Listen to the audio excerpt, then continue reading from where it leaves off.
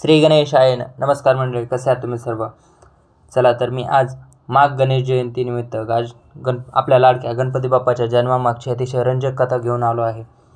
शिवपुराणातील कथेनुसार एकदा माता पार्वती आणि भगवान शंकर हे कैलास पर्वतावर राहत असताना माता पार्वतीने अंघोळीपूर्वी आपल्या शरीरावर हळदी आणि उटणं लावून माता पार्वतीने एक मातीचा असा पुतळा तयार केला आणि त्या पुतळ्यामध्ये अतिशय सुंदर पुतळा बनवला होता आणि त्या पुतळ्यामध्ये आपल्या शक्तीने प्राण अर्पण केला आणि आपल्या लाडक्या गणपती बाप्पाचा जन्म झाला. झालं असं की भगवान शंकर आणि माता पार्वती कैलास पर्वतावर राहत असतात तेव्हा एकदा भगवान शंकर कैलास पर्वतावर नसताना देवी पार्वतीला स्नानाला जायचं होतं. तिने आपल्या कक्षाचे रक्षण करण्यासाठी स्वतःला हळदी कुंकू लावून त्याच्या ओटणे बनवले आणि त्यापासून आणि मातीपासून एक सुंदर अशी मूर्ती बनवली आणि त्या मूर्तीचं रूपांतर आपल्या मंत्रातून आणि दैवी शक्तीतून त्या मूर्तीमध्ये प्राण अर्पण करून आपल्या लाडक्या गणेशाचा जन्म झाला होता. हे तुम्ही ऐकलंच. आपल्या जननीला नमस्कार करून बाल गणेशाने आपल्या आईला पाहिले आणि माता पार्वतीने आपल्या मुलाला जवळ घेतले आणि सांगितले, तुझे नाव गणेश, माझा पुत्र तू. मी माझ्या कक्षात स्नान करण्यासाठी जात आहे. तू या दारामध्ये पहारा करत बैस. कोणालाही आत प्रवेश करू देऊ नकोस.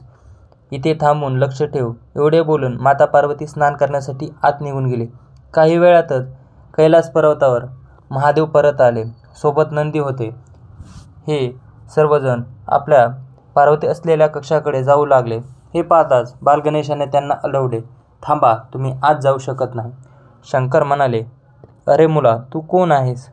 इथे कसा आला आणि मला आत जाण्यापासून का अडवतो आहेस? हे माझं घर आहे, हे माझं कक्ष आहे.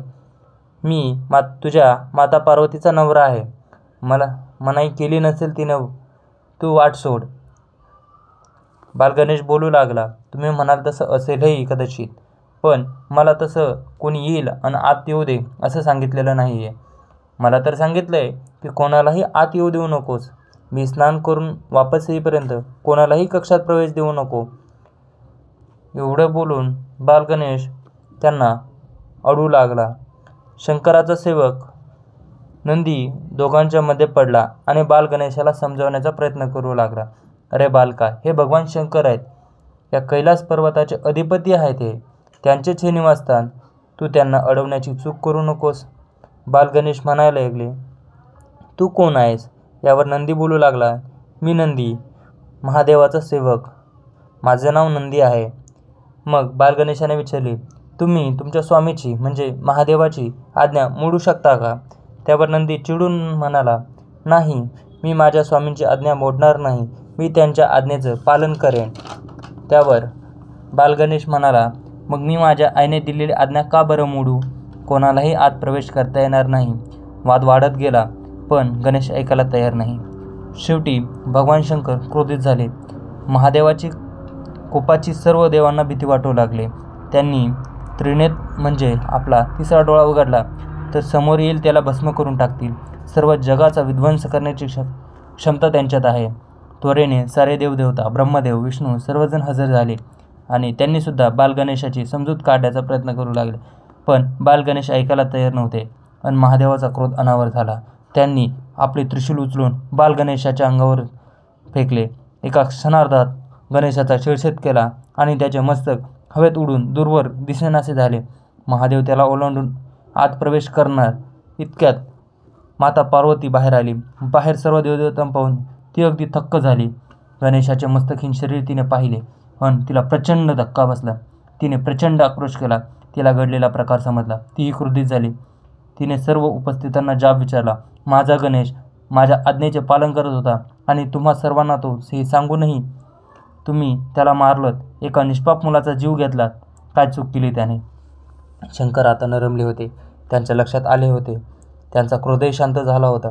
देवी, मला माफ करा. आम्हाला गणेशाबद्दल माहिती नव्हते. तो माझे वाट अडवून बसला होता. मला आत प्रवेश करू देत नव्हता. त्यामुळे मी क्रोधित झालो आणि हा अपराध माझ्याकडनं घडला. माहिती असो वा नसो, तो एक लहान बालक. त्याच्याशी असे क्रूर वागताना तुम्ही संयम बाळगायला नको का? तुमचे म्हणणं बरोबर आहे देवी. आता आम्हाला पश्चाताप होऊ लागलेला आहे. त्याचा आता काही फायदा नाही. तुमच्या पश्चातापाने माझा गणेश परत येईल का? मला माझा बालगणेश हवा आहे. ते आता शक्य नाही देवी. आमच्या त्रिशूलाने गेलेला जीव परत कसा येईल बरं? ते मला माहिती नाही स्वामी. मला माझा मुलगा हवा आहे, बस एवढंच ठाऊक आहे मला. त्याला कसं आणायचं ते तुम्ही ठरवा. शंकर विचारात पडले. शेवटी त्यांनी आणि सर्व देवांनी मिळून त्याचा शोध सुरू केला, परंतु व्यर्थ. विष्णू आणि शंकरांनी यावर एक कल्पना सुचली. त्यांनी आदेश दिला की जो पहिला सजीव प्राणी दिसेल तो सजीव प्राणी घेऊन त्याचे शीर घेऊन यावे. त्याच्या सेवकांनी आता प्राण्याचाही शोध सुरू केला आणि त्यांना पहिला प्राणी दिसला तो म्हणजे बालहत्ती. त्यांनी त्याचे शिर आणले. महादेवाने आपल्या सामर्थ्याने त्या शिराला बालगणेशाच्या शरीरावर जोडून गणेशाला पुन्हा जिवंत केले. परंतु हे शिर लावल्यानंतर तो काहीतरी वेगळा आणि विचित्र दिसू लागला.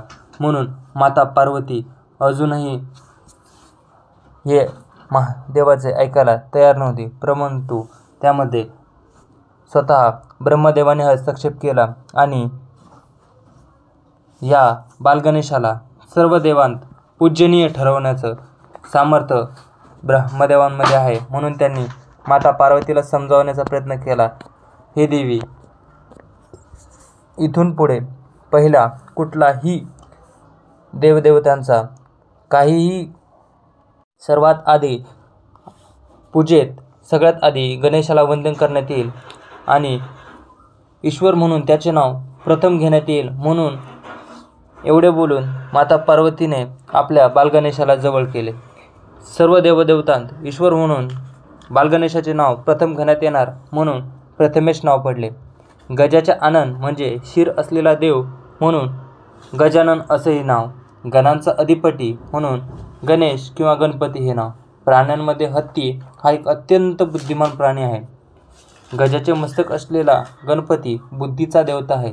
आणि असा झाला आपल्या लाडक्या गणपती बाप्पाचा जन्म. तर ही कथा तुम्हाला सर्वांना कशी वाटली हे कमेंट करून नक्की कळवा. व्हिडिओ आवडला असेल तर व्हिडिओला लाईक करा, शेअर करा आणि कमेंटमध्ये श्री गणेशाय नमः लिहायला विसरू नका. आणि अशाच नवनवीन व्हिडिओसाठी आपल्या चॅनलला सबस्क्राईब नक्की करा. धन्यवाद.